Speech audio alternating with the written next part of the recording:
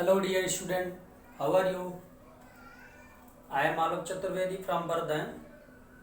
Dear students, today we discuss about find out pure copper sulfate crystal. How do you prepare? How do you prepare or how do you find pure copper sulfate crystal from impure mixture? Whereas in the pure form of copper sulfate crystal, in a form of solution, then how do you obtain pure copper sulfate crystal? That is, in the copper sulfate solution, how do you prepare or how do you find pure copper sulfate crystal? Okay प्यारे बच्चों, आज की class में हम यह जानेंगे कि कैसे हम अशुद्ध इम्प्योर सैंपल से, इम्प्योर सॉल्यूशन से हम शुद्ध कॉपर सल्फेट के क्रिस्टल को फाइंड करते हैं। ठीक, तो आइए व्हाइट बोर्ड पर ध्यान दीजिएगा। यहाँ मैंने लिखा है हाउ कैन वी ऑब्टेन, कैसे आप प्राप्त करोगे pure copper sulphate from in impure sample, कैसे आप प्राप्त करोगे कॉपर सल्फेट को इम्प्योर सैंपल से। तो प्यारे बच्चों, यह जो प्यूरिफिकेशन है प्योर कॉपर सल्फेट क्रिस्टल का, इसके लिए एक मेथड होता है, वो मेथड होता है crystallisation.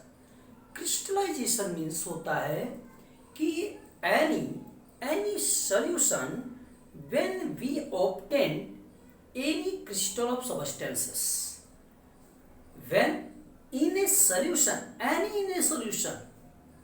we obtain crystal of sample, then those processes are known as crystallization. As for example, when we obtain sodium chloride, जिसको आप कॉमन सॉल्ट बोलते हैं, from sea water, then the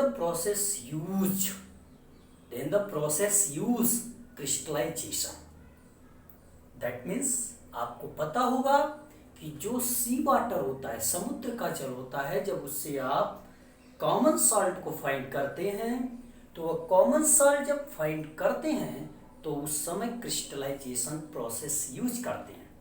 ठीक उसी तरह हम जब कॉपर सल्फेट के क्रिस्टल को फाइंड करते हैं तो हमको तब पर भी क्रिस्टलाइजेशन प्रोसेस ही यूज करना होता है। और हमने आपको बता दिया क्रिस्टलाइजेशन होता क्या है। जब हम किसी भी सैंपल को क्रिस्टल के रूप में किसी सॉल्यूशन से फाइंड करते हैं तो दो process are known as crystallization. तो आइए कैसे क्रिस्टलाइजेशन प्रोसेस होता क्या है। यहाँ देख रहे हैं, टेक ए चाइना डिस्क। हम लोग एक चाइना डिस्क लिए हैं, चीनी मिट्टी की प्याली लिए हैं और इसमें इम्प्योर कॉपर सल्फेट को फिलअप कर दिया। ठीक, इम्प्योर माने उसमें कई प्रकार के सब्सटेंस मिले हुए हैं, लेकिन उसमें कॉपर सल्फेट का क्रिस्टल भी प्रेजेंट है। अब उसी कॉपर सल्फेट की क्रिस्टल को आपको फाइंड करना है। ठीक, तो हमने एक चाइना डिस्क में इम्प्योर सैंपल को रख लिया। ठीक, अब उसमें क्या मिला दिया, वाटर मिला दिया। जब वाटर मिलाएंगे तो कॉमन सी बात है कि कॉपर सल्फेट है तो कॉपर सल्फेट का सॉल्यूशन फाइंड होगा। ठीक, कॉपर सल्फेट का सॉल्यूशन इम्प्योर रूप में आप पा लिए। इम्प्योर कॉपर सल्फेट पहले लिए, उसमें आपने वाटर मिलाया। वाटर मिलाने के बाद कुछ इसमें क्या हो गई, इम्प्योरिटी तो है ही, इम्प्योर कॉपर सल्फेट सॉल्यूशन मिल गया। कुछ ऐसे भी पार्टिकल्स होंगे जो डिजॉल्व नहीं होंगे, तो उनको आप क्या करेंगे, फिल्टर्ड करेंगे। बाय फिल्टर आप इसको क्या करेंगे, प्योर कॉपर सल्फेट सॉल्यूशन बना लेंगे। एक बात और, कैसे आप फिल्टर्ड करते हैं ये भी बता दें। एक कीप आती है, कीप ऐसा होता है। अब इसी में फिल्टर पेपर को लगा देते हैं। फिल्टर पेपर कैसे लगाते हैं, लगाने का तरीका हम बता देते हैं आपको। सपोज दैट ये आपका फिल्टर पेपर है। ठीक, अब इस फिल्टर पेपर का एक हिस्सा है। ठीक, अब इसको आपने ऐसे मोड़ लिया, छोटा सा होता है फिल्टर पेपर, हम आपको यहाँ एक एग्जाम्पल के तौर पर बता दे रहे हैं। एक फोल्ड कर लिया, इसको आप एक फोल्ड और कर लीजिए, कर लीजिए। अब आपका ऐसे तैयार हो गया। इसका 3 हिस्सा एक साइड लेकर के और एक हिस्सा एक साइड छोड़ दीजिए। देखिए अभी ऐसे हो गया। अब जब यह ऐसे हो गया तो अब क्या होगा, इसको आप कीप में ले जा करके रख देंगे। यहाँ पर जब कीप में ले जा करके रख देंगे तो जो इम्प्योर कॉपर सल्फेट का सोल्यूशन होगा इसी में जब गिराएंगे तो क्या हो जाएगा, यही कीप लगा करके यहाँ क्या कर लेते हैं, pure copper sulphate solution find कर लेते हैं। ओके, तो हमने आपको फिल्टर पेपर लगाने का तरीका बता दिया। अभी आपका क्रिस्टल नहीं बना, अभी आपका प्योर कॉपर सल्फेट क्यों बना। अब कैसे उसको क्रिस्टल बनाते हैं, प्योर कॉपर सल्फेट सोल्यूशन तो फाइंड कर लिए, क्रिस्टल कैसे बनाते हैं, इसको आप हीट करोगे, बाई बर्नर हीट करेंगे। जब बाई बर्नर हीट करते हैं, हीट करने के बाद उसको क्या करेंगे, रूम टेम्परेचर पर पूरा एक दिन के लिए, एक डे के लिए आप छोड़ दीजिए। लेकिन ऐसे खुले मत छोड़िए, इसको फिल्टर पेपर से ही ढककर छोड़ दीजिए। जब एक दिन के बाद आप देखेंगे तो उसमें कॉपर सल्फेट के क्रिस्टल जो होते हैं आपको यूनिफॉर्मली साइज में दिखने लगते हैं। इसका मतलब जो इसमें वाटर था वह इवापोरेट हो गया, माने वह वेपराइज हो गया। इस तरह से आप प्योर कॉपर सल्फेट का क्रिस्टल फाइंड कर लेते हैं। Such process are known as crystallisation. Today we study about pure copper sulfate crystal. Today one time of repeat in this topic. How can obtain pure copper sulfate crystal from impure sample? Then you can say take a china disk which filled with impure copper sulfate crystal and mixed with water, then we find the impure copper sulfate crystal solution. When water miscible in a impure copper sulfate crystal, then we find the impure copper sulfate solution. Impure copper sulfate solution filtered.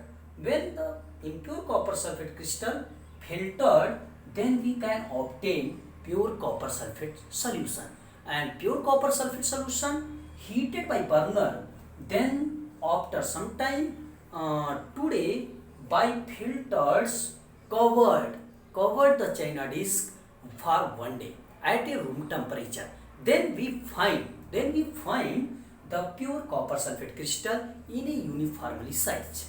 कहने का मतलब हमने बताया कि आप अशुद्ध copper sulphate के crystal को एक चीनी मिट्टी की प्याली में लेकर उसमें पानी मिलाते हैं तो अशुद्ध कॉपर सल्फेट का विलयन बनता है, जिसको आप फिल्टर पेपर की सहायता से छानकर प्योर कॉपर सल्फेट का सॉल्यूशन प्राप्त कर लेते हैं। प्योर कॉपर सल्फेट का सॉल्यूशन प्राप्त करने के बाद आप बाई बर्नर इसको हीट करते हैं और हीट करने के बाद फिल्टर पेपर के द्वारा उस चीनी मिट्टी की प्याली को ढक देते हैं वन डे के लिए एट ए रूम टेम्परेचर। तब कुछ समय के बाद, एक दिन के बाद, वह यूनिफॉर्मली एक समान रूप से क्रिस्टल के कण कॉपर सल्फेट के दिखने लगते हैं।